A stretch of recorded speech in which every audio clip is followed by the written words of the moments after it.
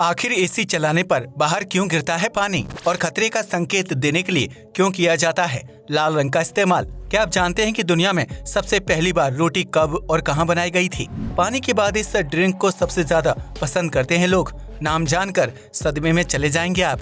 और बियर की इस छोटी सी बोतल को खरीदने के लिए आपको बेचना पड़े अपना सब कुछ, फिर भी नहीं चुका पाएंगे कीमत। फैक्ट्स इससे भी ज्यादा मजेदार हैं, बने रहिए वीडियो के अंत तक। नंबर 1, ट्रैफिक लाइट में ठहरने का इशारा करने के लिए लाल रंग का इस्तेमाल किया जाता है, जबकि व्यक्ति को किसी चीज के प्रति सतर्क करने के लिए भी चेतावनी वाले बोर्ड का रंग लाल होता है। लेकिन क्या आपने कभी सोचा है कि गाड़ियों को रोकने या फिर खतरे का आभास करवाने के लिए लाल रंग का इस्तेमाल क्यों किया जाता है? अगर नहीं तो हम आपको बता दें कि अन्य रंगों के मुकाबले लाल रंग बहुत ही आसानी से दिखाई देता है, जैसे दूर से भी देखा जा सकता है। इस वजह से ट्रैफिक लाइट से लेकर खतरे का आभास करवाने वाले बोर्ड और लाइट का रंग लाल रखा जाता है, ताकि वे आसानी से इंसानों की नजर में आ सके। यही वजह है कि बहुमंजिला इमारत के ऊपर छोटी सी लाल लाइट लगाई जाती है, जो आसमान में उड़ने वाले हवाई जहाजों को ये संकेत देती है कि उन्हें बिल्डिंग से दूर रहना है। वहीं सर्दी के मौसम में कोहरे या धुंध के बीच भी लाल लाइट को देखना आसान होता है, जिसका सिर्फ साइंटिफिक ही नहीं बल्कि सांस्कृतिक महत्व भी होता है। लाल रंग का इतिहास आज से 40,000 साल पुराना है, जब उसका इस्तेमाल चित्रकार और शिकारी करते थे। वहीं पश्चिमी देशों में लाल रंग को खुशहाली और अच्छे भाग्य का प्रतीक माना जाता है, जबकि भारत में शादीशुदा औरतें लाल रंग का सिंदूर लगाती हैं और विवाह के दौरान लाल रंग के कपड़े पहनना भी शुभ माना जाता है। ऐसे में ये कहा जा सकता है कि लाल रंग सिर्फ खतरे को ही नहीं दर्शाता है, बल्कि इसका सकारात्मक रूप से भी इस्तेमाल होता है। नंबर 2, दुनिया में लगभग 70% हिस्से में पानी मौजूद है, जिसका सेवन हम इंसान, जानवर और पेड़ पौधे जीवित रहने के लिए करते हैं। यही वजह है कि पानी दुनिया में सबसे ज्यादा पिया जाने वाला तरल पदार्थ है। लेकिन क्या आप जानते हैं कि पानी के बाद दूसरे नंबर पर कौन सी चीज सबसे ज्यादा पी जाती है? अगर नहीं तो हम आपको बता दें कि दुनिया में पानी के बाद सबसे ज्यादा चाय का सेवन किया जाता है, जिसके भारत, चीन और जापान समेत विश्व भर में करोड़ों लोग फैन हैं। धरती पर चाय का इतिहास 2737 साल पुराना है, जिसे सबसे पहली बार चीन में बनाया गया था और फिर यह पेय पदार्थ एशियाई देशों से होते हुए पूरे संसार में मशहूर हो गया। चीन, जापान और कोरिया जैसे देशों में चाय को दवाई के रूप में भी पिया जाता है, जबकि भारतीय चाय में दूध और अदरक डालकर उसे एक एनर्जी ड्रिंक के रूप में पीना पसंद करते हैं। कहते हैं कि चाय पीने से नींद भाग जाती है, जबकि इंसान को आलस महसूस नहीं होता है। यही वजह है कि ज्यादातर लोग सुबह उठकर चाय पीना पसंद करते हैं और इस वजह से चाय दुनिया में दूसरा सबसे लोकप्रिय और पिया जाने वाला ड्रिंक बन चुकी है। नंबर 3, इस दुनिया में अलग अलग प्रकार के अल्कोहल ब्रांड्स मौजूद हैं, जिनमें नशीले पदार्थ की मात्रा कम या ज्यादा होती है। ऐसे में भारत से लेकर पश्चिमी देशों में सबसे ज्यादा बियर का सेवन किया जाता है, जिसकी कीमत 200, 500 से 1000 रुपए के बीच हो सकती है। लेकिन क्या आप जानते हैं कि दुनिया की सबसे कीमती बियर कौन सी है? अगर नहीं तो हम आपको बता दें कि विश्व की सबसे महंगी बियर को ऑल सोप्स आर्टिक एले के नाम से जाना जाता है। यह बियर इतनी महंगी है कि इसे किसी भी पब या शराब की दुकान से नहीं खरीदा जा सकता है और न ही हर व्यक्ति इस बियर को खरीदने की हैसियत रखता है, क्योंकि इसकी कीमत $5 लाख यानी लगभग 4 करोड़ रुपए के आसपास है। इस बियर की कीमत में लग्जरी विला से लेकर महंगी कार तक कुछ भी खरीदा जा सकता है। लेकिन 140 साल से ज्यादा पुरानी होने की वजह से ऑल सोप्स आर्टिक एले को इतनी ऊंची कीमत पर बेचा जाता है। वहीं दुनिया में दूसरी सबसे महंगी बियर एंटार्कटिक नील एले है, जिसकी कीमत 1,36,000 रुपए के आसपास होती है और इस बियर को चुनिंदा पब या दुकानों से खरीदा जा सकता है। वहीं दुनिया की तीसरी सबसे महंगी beer BrewDog the end of history है, जिसकी कीमत 57,000 रुपए के आसपास है और उसमें 55% अल्कोहल होती है। इस बियर को 10 साल पहले ही लॉन्च किया गया था, लेकिन इसके स्वाद और कीमत की वजह से इसने दुनिया भर में बेहद जल्द लोकप्रियता हासिल कर ली थी। नंबर 4, चाय के एक कप की कीमत भारतीयों से ज्यादा कोई नहीं समझ सकता है, जिनकी सुबह की शुरुआत ही चाय से होती है। यही वजह है कि भारत में चाय लवर्स की कोई कमी नहीं है, जबकि यहाँ अलग अलग वैरायटी और फ्लेवर्स की चाय काफी ज्यादा मशहूर है। ऐसे में अगर आप भी चाय लवर हैं तो हम आपको बता दें कि आपकी ये आदत आपकी उम्र को लंबा कर सकती है। दरअसल चाय के ऊपर वैज्ञानिक पिछले 14 सालों से रिसर्च कर रहे थे, ताकि वह इस बात का पता लगा सकें कि चाय पीने से इंसान की सेहत पर क्या असर पड़ता है। इस रिसर्च से पता चलता है कि जो लोग रोजाना चाय पीते हैं तो वह चाय न पीने वाले लोगों की तुलना में ज्यादा समय तक जीवित रहते हैं और उनकी उम्र लंबी होती है।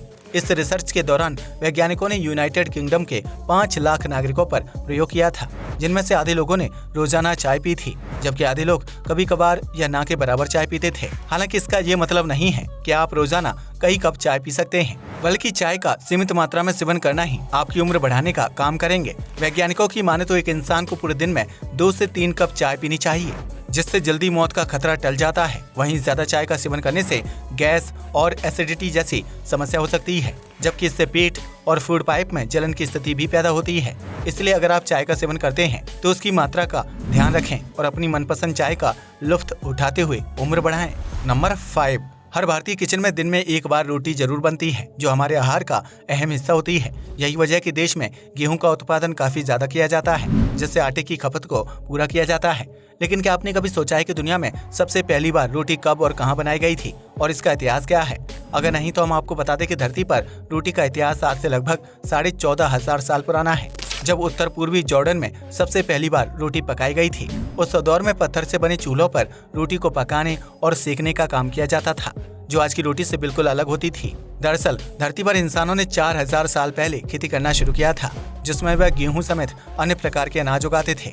लेकिन उत्तर पूर्वी जॉर्डन में मिली रोटी के अवशेष 14,000 साल पुराने हैं, जिससे ये पता चलता है कि उस दौर में इंसान गेहूं के आटे से बनी रोटी तो नहीं बनाते होंगे। दरअसल उस समय इंसान ने खेती करने का तरीका नहीं सीखा था, इसलिए वह लोग जंगली अनाज को इकट्ठा करके उसे पत्थर की मदद से दरदरा पीस लेते थे और फिर पानी के साथ मिक्स करके उसका आटा गूंथ लिया जाता था। इसी आटे का इस्तेमाल करके रोटी बनाने के लिए किया जाता था, जो साइज और मोटाई के मामले में गेहूं की रोटी से बिल्कुल अलग होती थी।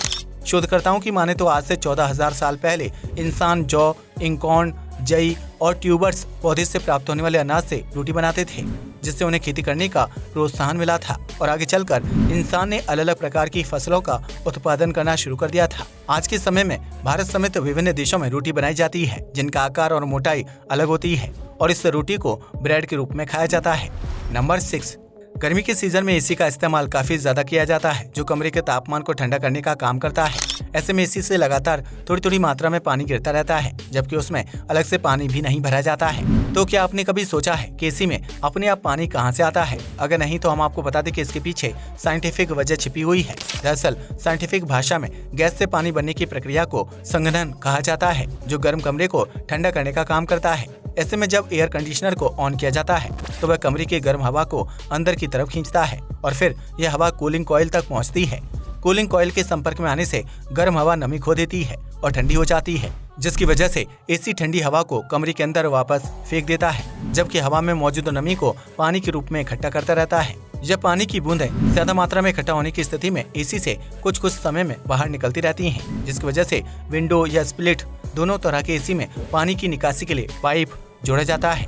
नंबर 7, आज के महंगाई भरे दौर में बाजार में पानी तक बिकता है, जबकि दूध, दही और लस्सी जैसे डेयरी प्रोडक्ट्स की कीमत तो दिन ब दिन बढ़ती जा रही है। लेकिन इसके बावजूद भी हमारे देश में एक ऐसा गांव मौजूद है जहां आज भी दूध और लस्सी जैसे डेयरी प्रोडक्ट्स को फ्री में बांट दिया जाता है। जी हाँ, आपने बिल्कुल सही सुना। हरियाणा के भिवानी जिले में नाथुवास नामक एक छोटा सा गाँव मौजूद है।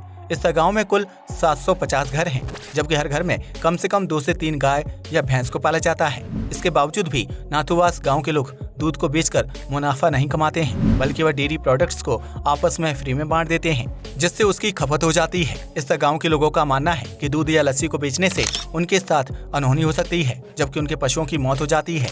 इस गांव में 150 साल पहले अचानक से एक महामारी फैल गई थी, जिसमें कई पालतू पशुओं की जान चली गई थी और गाँव वालों को दूध, दही और लस्सी जैसे उत्पादों के लिए तरसना पड़ता था। ऐसे में एक महंत ने गांव में जीवित बचे पशुओं को एक पेड़ से बांध दिया और गांव वालों को आदेश दिया कि वह उनके दूध या उससे बनने वाले उत्पादों को मुनाफे के लिए नहीं बेचेंगे, जिसके बाद गांव वालों ने दूध बेचना बंद कर दिया था। इसके बाद गांव के हालात धीरे धीरे ठीक होने लगे, जिसके बाद गांव में कभी भी कोई पशु बीमार नहीं हुआ और न ही उन्हें महामारी का सामना करना पड़ा। यही वजह है कि नाथुवास गांव के लोग गाय या भैंस का दूध व लस्सी नहीं बेचते हैं, बल्कि उसे फ्री में एक दूसरे को बांट देते हैं। इस गांव में घूमने के लिए आने वाले पर्यटकों और मेहमानों को भी फ्री में डेयरी प्रोडक्ट्स सर्व किया जाता है, जिससे गांव में खुशहाली का माहौल बना रहता है। आज के लिए बस इतना ही। वीडियो पसंद आया तो इसे लाइक और शेयर करें।